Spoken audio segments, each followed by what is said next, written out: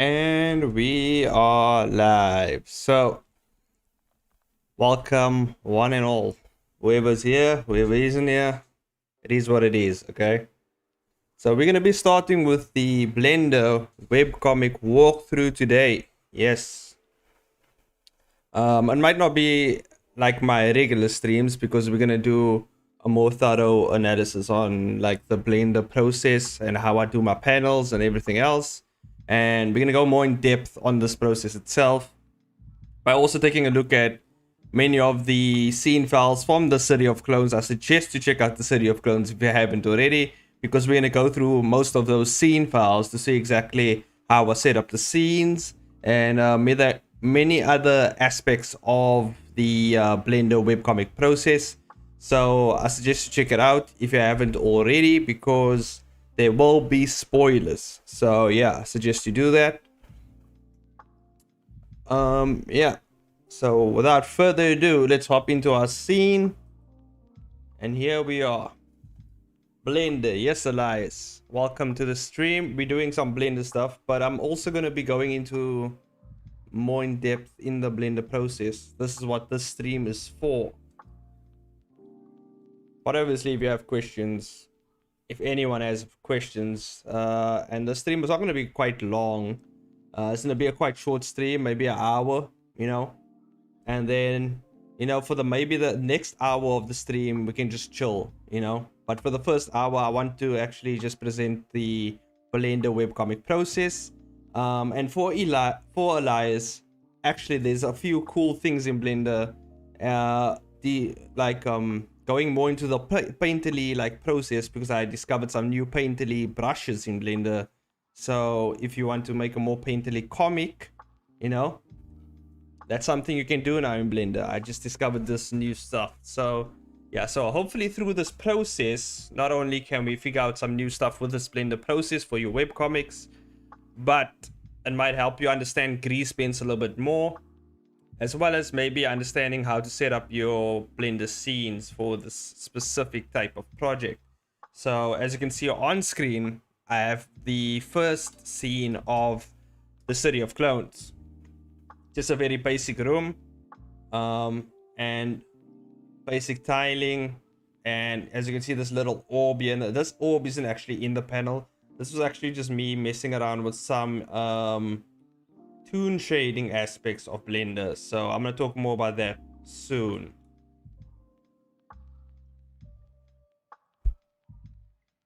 Focus on the Blender process. Yep. Yeah. I'm going to do that. No problem. So, first of all,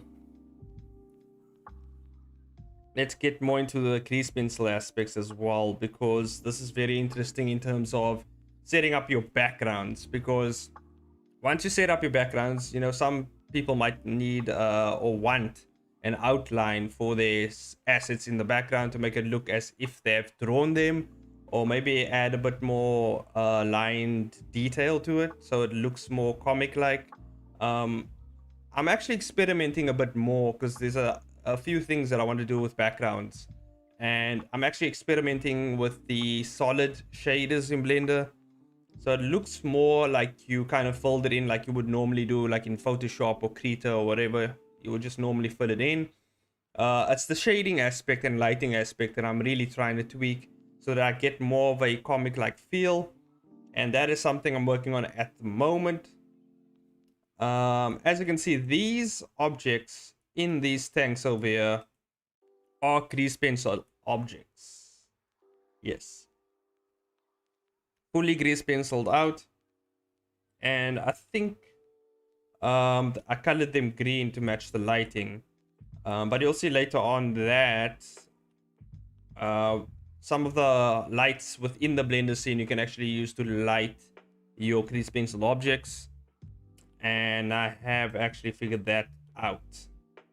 Another thing about this lighting thing, I've noticed that, I don't know, the lighting, the way the light affects the grease pencil objects is usually not the way I would like it to affect the grease pencil objects. I might look further into that as well. But how you would just deal with that is you would just go over here, I think it's in the line layers, and you could just hit this use light. You could just hit it off, and that way the lighting in the scene will not affect your grease pencil objects. And the kind of theory I had for that is you would kind of light the scene how you would want to light it, set it up and everything, you know, with the correct lighting and everything. And then you would actually just turn this off and light it yourself using, you know, your normal methods of like drawing, you know. So you would normally like sketch your lighting in, or you would use some form of shading with your tools, you know, your grease pencil tool and everything, like you would normally do in your everyday, like Photoshop, Krita, and all stuff like that, you know. But I'm trying to figure out a better way to do that actually. So we're gonna examine the scene more. We're kind of like detectives here. This is what this kind of series is about. Like, we're just detectives basically going through, scoping out the scene, seeing exactly what happened, how you set this up, how did this happen, you know. And this is more of this I did not make myself. I just took it somewhere from the internet, and I kind of you can see this kind of stretching going on here, but you don't really notice it from the angle at which the camera is like facing it. These tiles are actually like normal maps that I did in shading and everything. And I really, this was like my first attempt really at this process, and that's why you can see there's still a lot of things that I have not done that you may have seen maybe in a City of Clones further on in the story. But this scene I remember setting up to see exactly how far I can push it and how I can actually set up the scene. Like how far I can go with it. Would it actually work? Would it work? At this time, I did not know if I could use grease pencil for this whole webcomic process. And later on, I might actually get into, or maybe in another live stream, we might get into how I actually set up the format in terms of like how I set up the panel format, so you can lay out, you know, your panels within the format, like the long scroll vertical format for Webtoon tappers, you know, those type of formats. But there's actually a comic contest coming up soon by Shrine Comics, if I'm not mistaken, a 5-page comic. So I'm gonna actually attempt in another project to do a traditional comic style using the Blender process, and I want to see how far I can push that as well. And there's many other things that I've always thought about how you would set up those panels and everything, and obviously I'll take a shot at that, and I'll make a video obviously explaining what I did in the process as well. So yeah, so far figuring it out. Hopefully I didn't go over everybody's head, but as well, a lot of the people that will be watching this video will be watching it post stream, so you might actually so I might actually get a bunch of comments. So if you guys have any questions with the process, or you have any questions with Blender and webcomics in general, you can go ahead and throw them down in the comment section down below. I'll answer every question. Go ahead, and also if you have an animation question, no problem, I'll answer that as well. Just let me know. Just having a sip of this nice iced coffee I made for myself, because I'm the best and that's what I do. So okay, so as you can see with the grease pencil, now a lot of people asked me a few questions about grease pencil, in terms of how to project it onto your background. And to project your grease pencil object or grease pencil strokes onto your background, you have to remember that it's always projected from your camera view. So that's why it looks so weird from this angle, because obviously it's only projected from the camera. If I have to, let me just do this. I'm gonna kind of like parent the camera to my view, so my camera is gonna move with my view now while I move around in the viewport. And now basically when I move around, you'll see the lines follow now the mesh. You see that? But if I were to stop and go out, you'll see the lines are all weird. That's because it's projecting from the camera. You see that? So wherever your camera is, that's where the lines will land. Just keep that in mind. Also, to save yourself like a blender crashing or your PC just exploding, please turn off the viewport view. You won't see the lines in the viewport, but it really helps with when you're turning around in your scene with your camera. You can always turn it on to check how the lines are landing, but please turn it off when moving around again, because you just select your line work. You can select it here in the outline here as well. You can select your, it will be called line art or whatever you name it, and just turn it off. Just hit that little PC screen icon so that now you can move freely. It's not too laggy and it's not killing your PC. So you can always turn it on to check exactly how it's landing, and then you can just go into it again and change your view to the exact specific perspective you want. Okay, just keep that in mind, because I know you guys are gonna do some crazy shit and break your PC. Don't do it. Don't do it, guys. Be careful. Be very careful. It's very delicate. You gotta have a very delicate touch, you know, when you do these things. Or your blender will just crash. It will just crash because it's too much. But the reason why I'm pointing this out, because I know some people don't really have the beast mode PCs that are out there these days. You know, you're working with what you have, and so if you want to keep things optimized, this will help with that. Okay. To be honest, I don't have really an outline for how I'm outlining exactly, like the explanations and everything, and I'm pointing out all these things. So I'm just going with what I'm seeing here, and that's what I'm gonna do with every other scene through this series. Because with every scene, there's a little mistake I made maybe, or there's something I did here, there's something I did there, and we can learn from it. We can see exactly what I did, all the faults, all the weirdness, and it's gonna be a bit embarrassing for me, but who gives a shit, okay? So yeah, I think we're pretty much done with this scene. I mean, there's not much to see here. This is just material map, you know. I went through everything else. Nothing much here. Also, this is just a room, by the way. It's just a room. It was supposed to be something more, but obviously I didn't have the time to actually flesh this out a bit more. There was supposed to be balconies, stairs, and all types of crazy stuff, but the time didn't allow me to do that. So it's just basically a block, and these chambers are in this weird block. Also, you can also paint your own textures on here, given whatever style you want, so keep that in mind.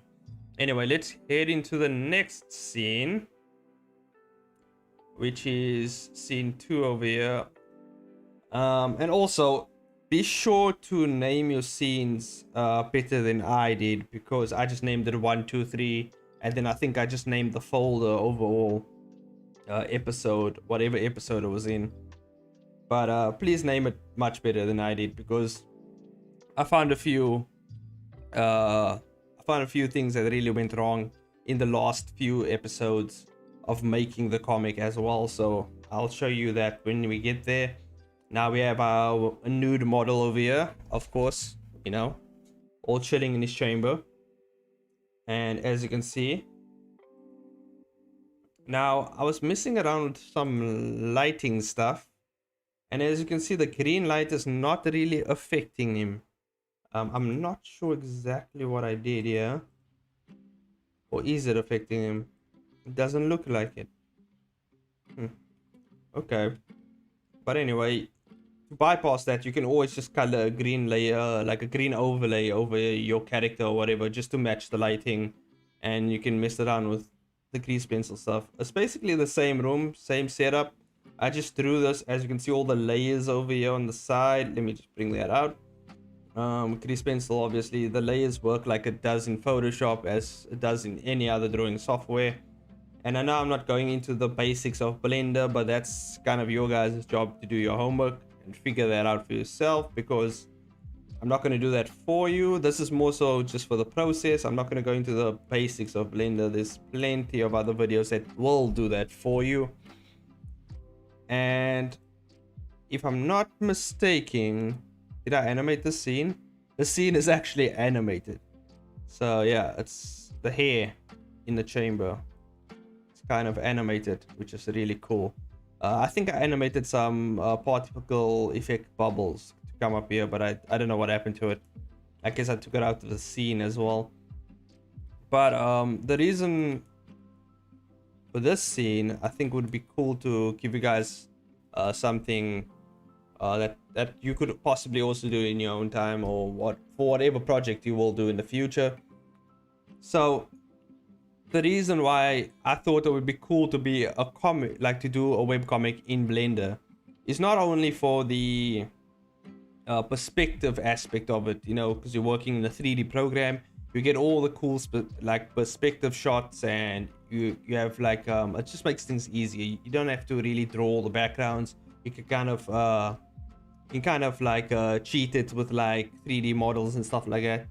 As long as you blend it in well with your artwork, it will look good. But another thing, and I feel like this is just an animation thing, is because like for webcomics, or not webcomics, web series, or motion comics. Yeah, motion comics.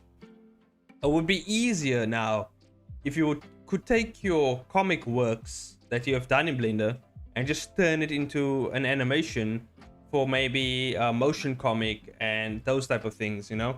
It won't be a full-on animation, of course, but you can obviously add a bit of movement, add a bit of motion here and there, so that you can maybe create like a motion comic series. And that was the idea going like forward, so that if I plan to maybe animate a scene or do a motion comic on my YouTube channel, I thought it would make things much more easier. And just to let you guys, just give you guys a heads up, you can see I did something wrong here. Now, what did I do wrong here? It's this little, you see all these verts? Yeah.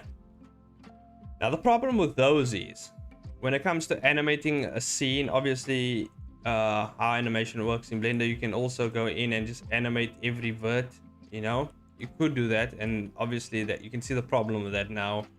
If you have very detailed strokes. So I had to kind of adapt my style to what I wanted, you know, to do in the future, like whether it was for animation and stuff like that, just to keep things consistent.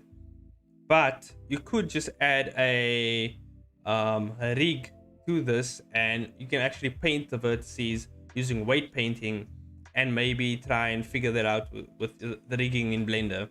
The same way you would 2D rig something in Toon Boom and maybe After Effects or something like that, right? So that's the idea with this. But you'll see later on I've actually simplified my style more so that it can fit the need of maybe a motion comic or adding animation to these scenes. And I think the hair is actually very simplistic. No, it's actually, I don't know how I think I just used the oh yeah, that's what I did. I used the where is here it is, the what do you call this, proportional editing. So, you know, it just grabs a chunk of the hair with it. And I think that's how I animated. But you see how slow the scene is because of all the freaking verts in here. And I have a very decent PC. Like, so imagine if you're working on this type of scenes, like something that you don't really have as much power as I do right now with this PC, and you don't really have that much power. It's really gonna really dampen your speed at which you work with this process. So you just want to keep things simple so that it makes things more efficient, keeps up the speed, you know, keeps things going. The Blender Defender, shout out to Skits, or Nick HD as he calls himself whenever he hits the streams. Hey man, welcome to the stream. Just diving onto Blender stuff here. Now obviously there's nothing new with the scene over here. It's pretty much the same as the other, so I don't think I have to explain much over here. We went through the other scene, and we went through all the lighting and like all the other effects for that. So we're gonna just move on to the next scene. Also, wait, there's one more thing I think I missed with the other scene, and that's these grease pencil objects here in the back. I arrayed them, used the array modifier, so I could array them. You know, you can obviously change the amount you want in the back, so that I didn't have to draw every single one of them, because why would you draw every single one of them? I mean, it would just be tedious. Obviously, I guess it's keen to the same way you would duplicate layers in Photoshop. But this is more in a 3D space. So yeah, there we go. And I think I did the same thing with this. Also, I arrayed these in the back. Yeah, so always try and simplify your life with modifiers in Blender, because it will save your ass a lot of time. So keep that in mind as well. Now, we're gonna head into the next scene, and this scene is straightforward. It's just a 2D drawing. There's no assets or anything, nothing else, because it's just close-up shot in the face, and we don't need, you know, you don't need everything else, because why would we? We're not going to see it. So this is just a straightforward 2D drawing, and I pretty much enjoy this aspect of it, because I didn't have to do that much work. As you can see, it's just normal. You can go into the line art and everything. As you can see, my line art is getting more simplified as we go along, because I'm simplifying the style at which I'm doing this at. But it's still a bit more curvy than you'll see, like the more shapely sharpness of like my latest style that I use. So you'll see everything's still a bit round. These bubbles were interesting to make, because in Blender there's no real like gradient. Like it's very hard to make gradients in Blender, like or make it like semi-transparent or like blurred. You know, there's many different things that kind of like limit you in Blender. At least at this time when I was busy with this. I think there's a way to get around it now. I'm still looking into it, but right now I limited myself because I couldn't do any blurry stuff. There's a lot of stuff I couldn't do, and that's why you can see I have a more simplistic hard shading and everything like that. And that's the style that I went with, because I thought it would make more sense going forward. Also saves you time. And obviously, if I ever want to animate something, it will keep my art style pretty much consistent with what's going on here. And here we have this punch where he punches through the vat or whatever he was in. This is just an image overlay over a background, which isn't even the same background. As part of the same background as the other one. I just reduced the size of it so that it doesn't take up too much RAM and PC power. So that's that. And actually, as you can see, I was about to animate it. I was goddamn, almost choked on my own spit. Cool. That's always what you want. But I was about to animate this. So as you can see, all the keyframes on top. At least there's only 2 keyframes. I was gonna animate the hand actually breaking through the glass. But then I would actually have to animate like a shattering animation of the glass. And obviously Skits is complimenting himself in the chat, and that's also what we want. I love the confidence. Cool, messing up words. That's what we do as well. But yeah, damn, time is flying. It's we're almost like 30 minutes into the stream. So that is that for this scene. I mean, there's not much to go through here. It's kind of self-explanatory, I guess. It's just a normal little fist flying through the glass here. I just added a bit of alpha. You know, I think I lowered the alpha a bit here just so you can see through the glass. I think there was a few other things that kind of messed me up here, especially when it came to drawing the fluids. I guess the fluids, like the weird fat liquid, the green liquid that's shooting out. It was really hard to make it look like a fluid, because obviously I can't use gradients, and I think I actually did use some form of gradient here, and this is when I was actually testing out the gradient. So let's actually check that out before we head out of this scene. Maybe we can learn something from that. And whoops, I have no idea what I did. Oh, I had the full tool selected. Cool. Let's just unlock all of these and let's check here. I want to actually analyze this piece right here. Let's bring it to the side and let's push this all the way over there, so we can actually see what I did here with this little piece of fluid. I guess piece of fluid. I don't know if that's saying or anything, but okay. I can also rotate it if you want to get a better look at it over here. Okay, as you can see, there's some form of gradient here on the sides.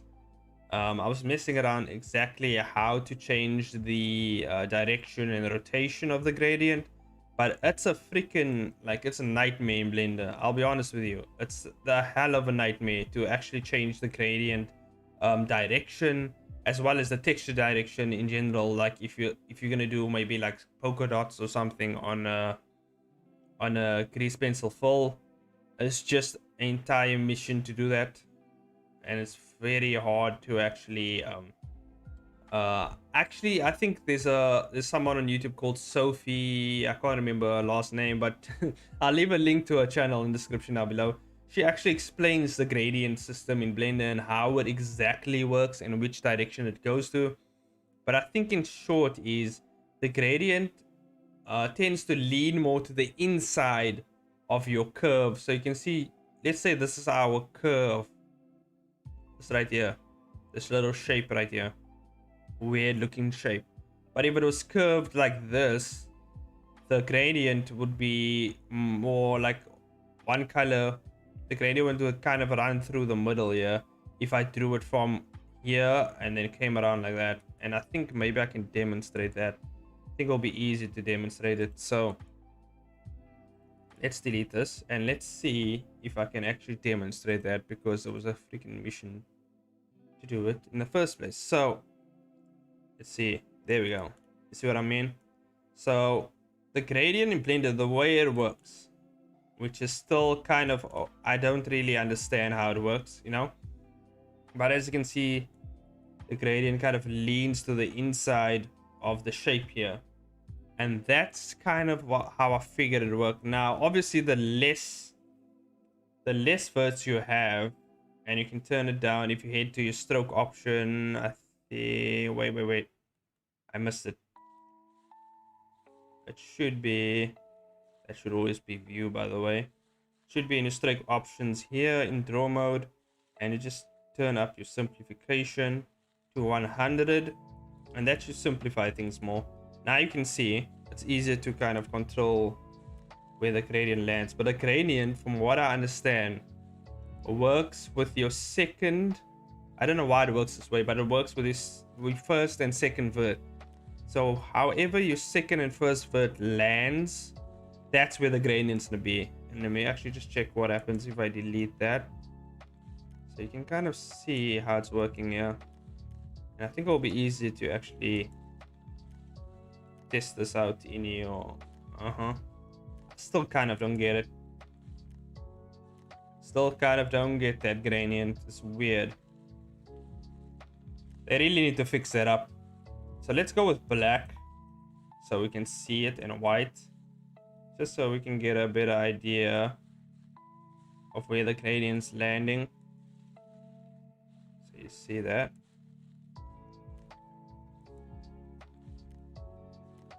Maybe it's not the second one. It's not this vert. Not that vert. Okay, so it only works with the first vert, I guess. So depending on where the first C over here lands, it's where the gradient will face, I guess. Yeah, these vertices don't do anything. It's only the first one. The first one only determines where exactly the gradient will land. I might actually do some further testing on this, because I actually want to figure out a more I want to kind of do hard shading, but at the same time add some soft edges to the shading as well. So that is something I'm also working on, and something we're gonna get a hang of in the future. Very interesting stuff, and I guess we have all learned something, maybe, hopefully, in this section here. Now we're gonna hop into the fifth. This is gonna be an interesting one. The fifth scene, very interesting. Later change, I gotta go back to work. No problem, man, no problem. You can always watch this later if you're more interested in the Blender process. I will be making a little playlist that you guys can kind of just follow along whenever you have the time or feel the need to, and you kind of want to look more into this process. Okay, so this is a bit more interesting because it's a more fully fleshed out background. This is kind of like a closet, I guess. A weird closet, and yeah, a little window on top. And as you can actually see the grease pencil doing its thing here in the back, right? The projecting the line art on here. But I think in this case, I think I applied the line art. So you can actually go in, if you apply your line art from the modifier, the line art modifier, you can actually now move it around. It's kind of its own stroke object. So you can kind of go in here and kind of edit your background lines. And I think in the future, I might do something more, like I might do more with this and experiment more with this, because what this does is, when it comes to generating lines for your backgrounds, sometimes you don't like the way lines are landing in certain areas and you would maybe want to delete it, or we would maybe want to add like strokes just to add a bit more detail and give it more that comic book look. And that's what I was trying to do here, but you'll see further on I kind of just disregard it completely. But I really like the way I added like these little details on the ground and on the walls, kind of like I drew them in, you know what I mean? And that adds a bit more character to the scene. It adds a bit more, you know. I might actually, I think I have the guides on, that's why the line's just doing that weird thing, but I think it might actually be something I might be doing in the future, just to add a bit more detail to the backgrounds. You know, maybe I want to do a line through there and add a bit more, you know, scratches onto these little markings, you know, to show it's kind of dusty and worn out. So I might kind of do that in the future, because I think it adds a bit more to the scene. Maybe I'll add a bit more here for the wooden texture of the these shelf things, you know. I don't know what you call it, shelf, I guess, shelf poles, shelf beams. But yeah, I think these are made out of metal though. I try to make them wooden. No, I think they're actually wooden shelves. Okay, so that's cool. So you see, I don't have to, I'm gonna find a way, because I've kind of just grabbed assets from wherever I grabbed them and then kind of textured them as I would texture 3D objects. But what I want to do is, as you can see, I made this more painterly. Can you see that? This is a procedural painted thing basically. So what that means is I went into the material tab and messed around with a few nodes to get this kind of paintedly styled ground over here with the various like strokes and stuff over here.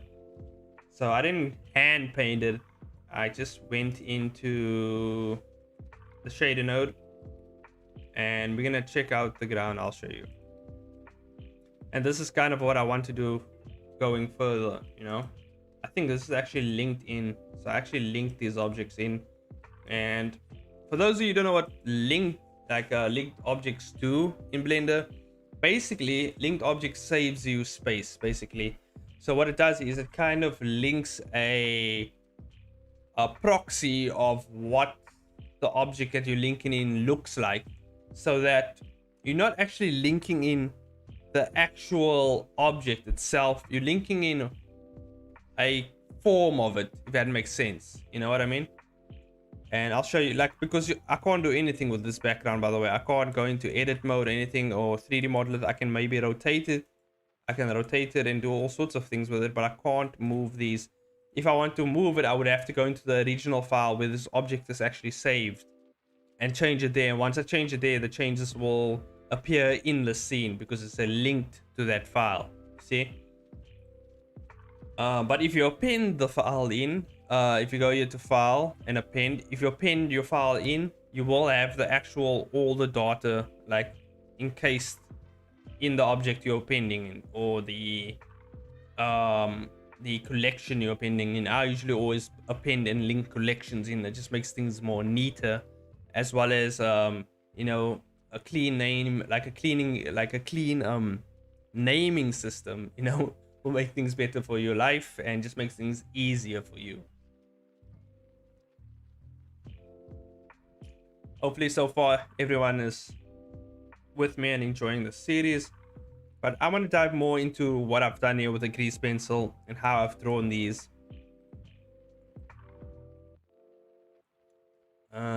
And let me know in the comment section down below, or if you're joining me live in the chat, what exactly do you want to know about the grease pencil or webcomic and Blender process? Let me know, you know, any question.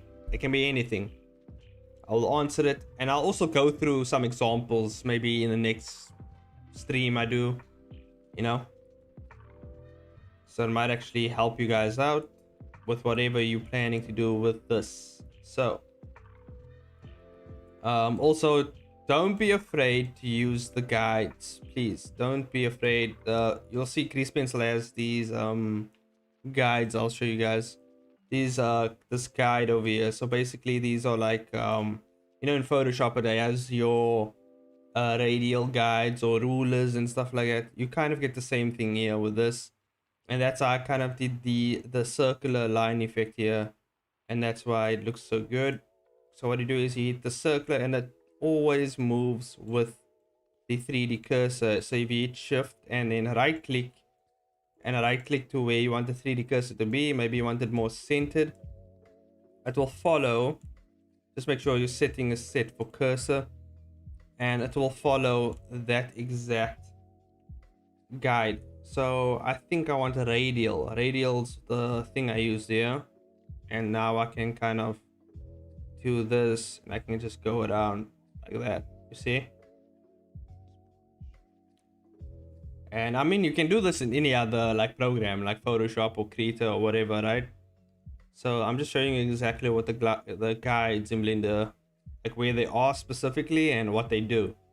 I'm not going to show you all of them, but you know what I mean. You can mess around with them. You can mess around the angle you want them, and plenty, like a bunch of other settings you can use over there.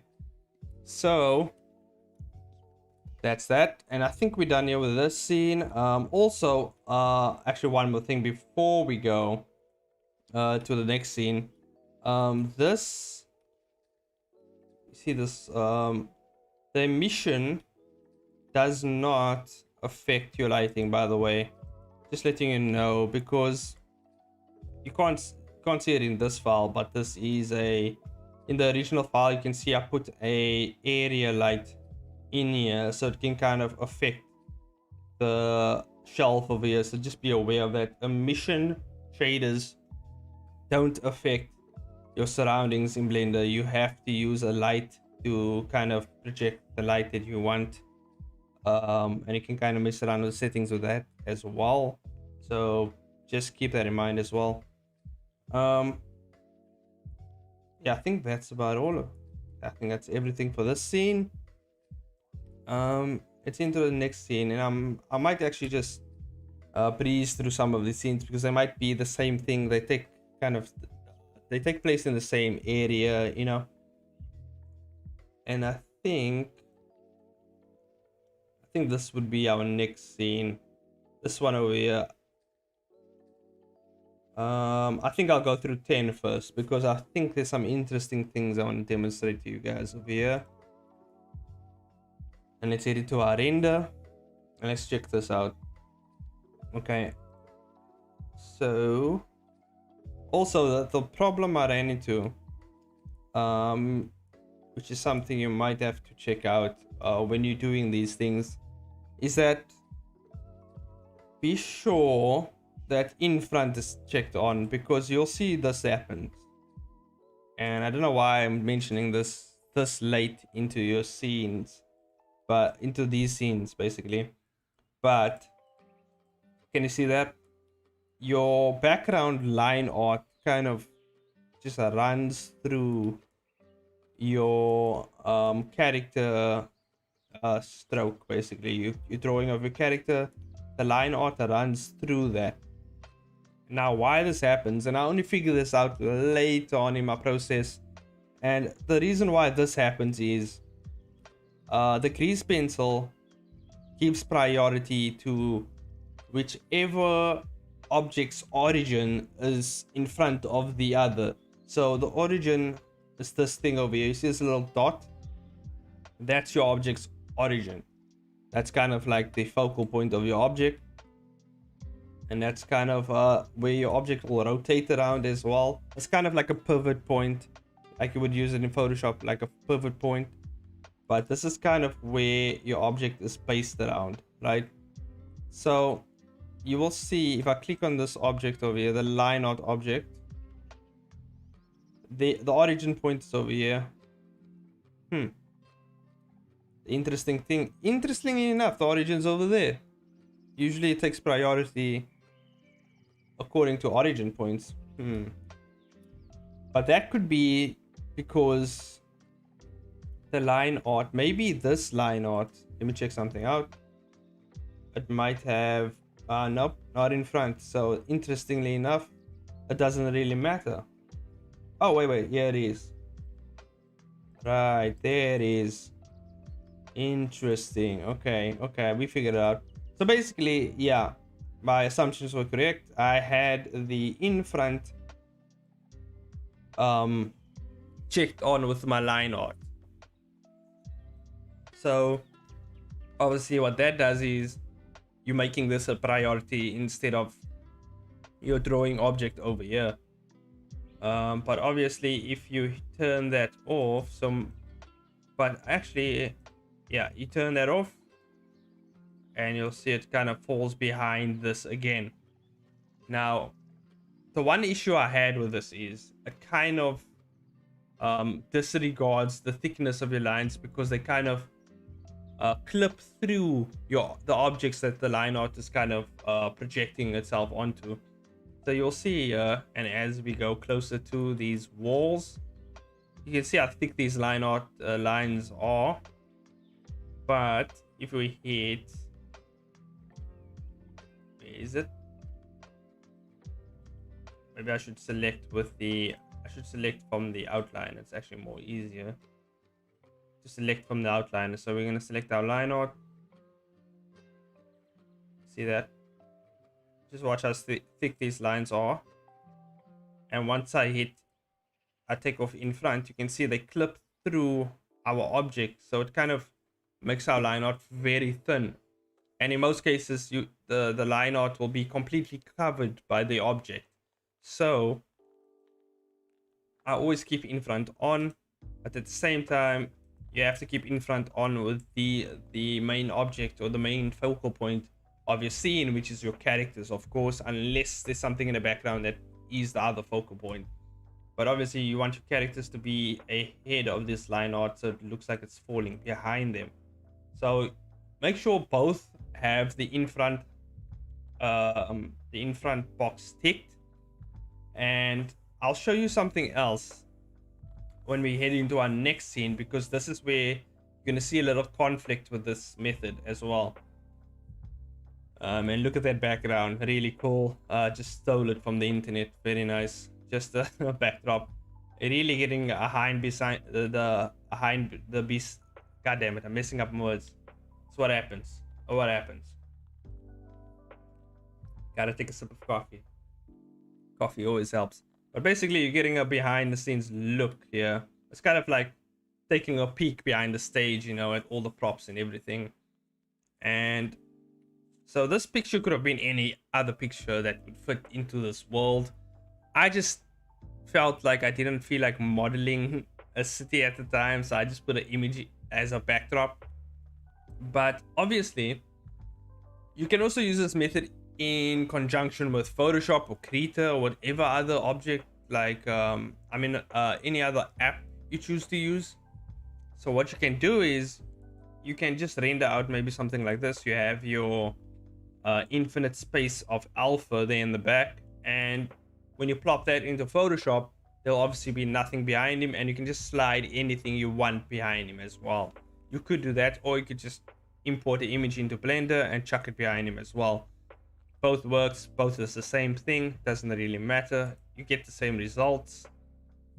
And yeah, the one thing I should have done here, and this is something I figured out later on with the shading, especially with image shading, is what you want to do is actually delete any form of shader that's being placed on this object and just plug it in like the raw image file, and you'll see that gives a more clear visual of what's behind him. But I don't think at the time I wanted that visual to be seen, so I guess it kind of panned out for me in the end. Yeah, but just keep that in mind when moving forward, of what exact like the exact results you want for this project. And we're gonna hop into, I think, what's gonna be our final scene, because we're coming close to our hour, and that's all the time I have tonight. So we're gonna head into our final scene for this little live stream, and we're gonna check it out now. Here we go. This is actually one of my favorite scenes because it was one of the most challenging scenes I kind of had to draw. And oof, I actually missed his eyes. That's fine, not a problem. It's kind of like a distant, like it's very, like he's not really close up, you know. I don't really get a good shot of all the details and everything. So for this shot over here, I want to show you something. You can see clipping through here, because what I did is, and to make this scene work, because as you can see his legs are falling behind these chairs in front of him, and I kind of had to do kind of a rejig and mess with this scene a bit so that it works the way it works for the scene. And what I did is, and you can see in the back as well, you can see the lines are clipping through the they're kind of clipping through the background here, and I want to see actually. So actually what I did here is I applied the line art because there was no other way out of this little incident over here, because otherwise I would have conflict with the whole scene, because both the line art as well as the character art would have kind of conflict, in the sense that one would have been in front of the other one, but Blender would have not known which object basically to have priority over, and it would have just have a weird conflict, and all of these lines would have either run across our current object over here, or our object would just fall weirdly over these lines. And as you can see, I kind of redrew these lines over here. I think it's these ones. What I did is I kind of erased these lines that were kind of crossing over my line art, so I could kind of have the best of both worlds. I could have line art in the back and in the front, and to do that I had to apply the modifier and then erase the lines with the line art here in the background. Erase the lines so that it doesn't conflict with where this guy is sitting over here. And yeah, but maybe I find a different kind of workaround for this method. But other than that, I just had to kind of just take the line art, apply it, and then erase certain lines that kind of cross my character over here, because that was the only way to actually take care of it at the time. There might come like maybe in the future there might be different methods of dealing with that, but that was the only way I could deal with it in this moment, because I think this is like the 10th panel or the 10th scene that I've worked on using this method. And obviously I was quite new to the method and I didn't know much about it and how exactly it completely works. So I was kind of doing the best over here. And as you can see here, this is a full material, which is something you can also do. You can add little patterns on your materials from, from maybe Photoshop files, or you could just grab them straight from the internet and shove them onto your Blender scene. Yeah.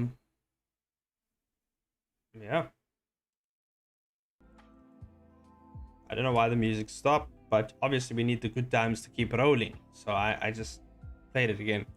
So, oh, that's weird shot.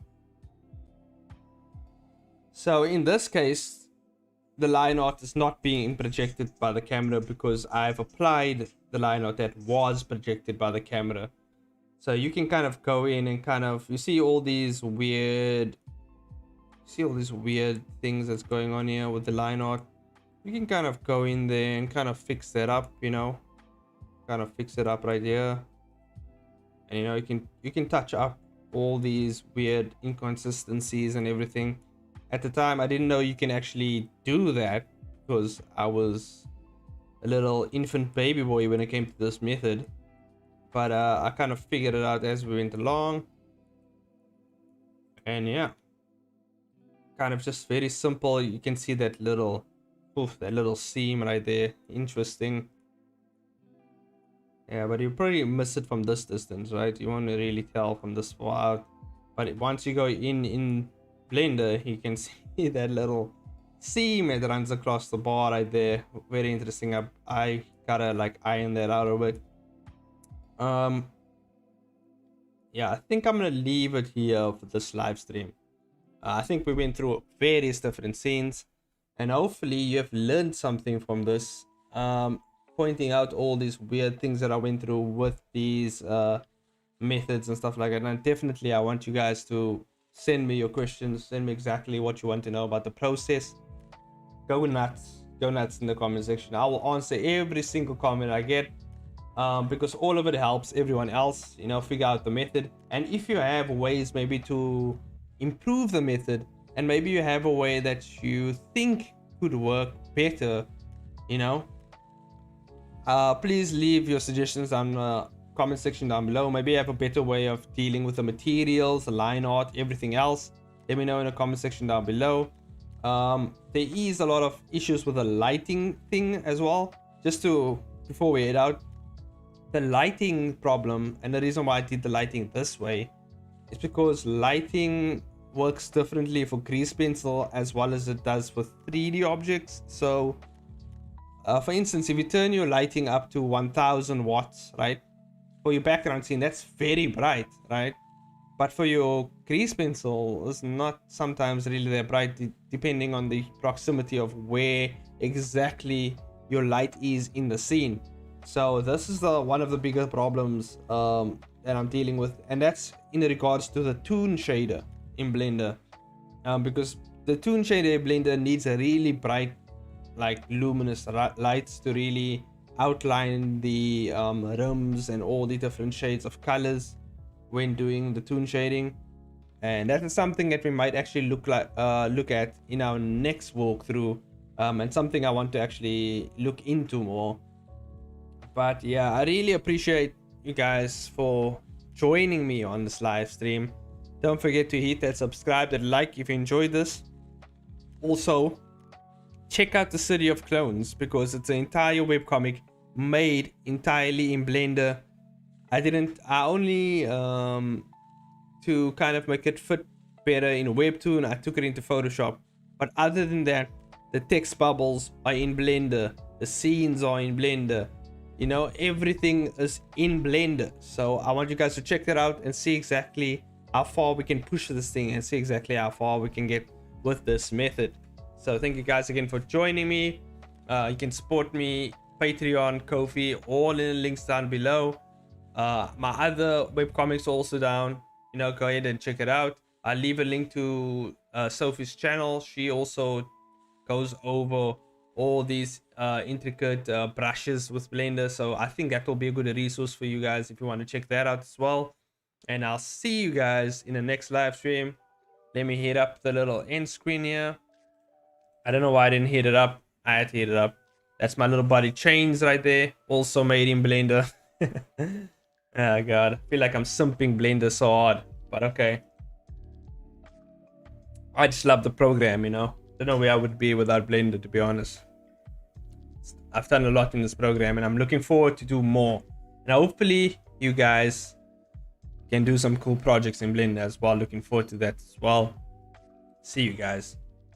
That's it for the first part of the walkthrough. Can't believe I did this. So I'll see you guys in the second one. Bye bye now.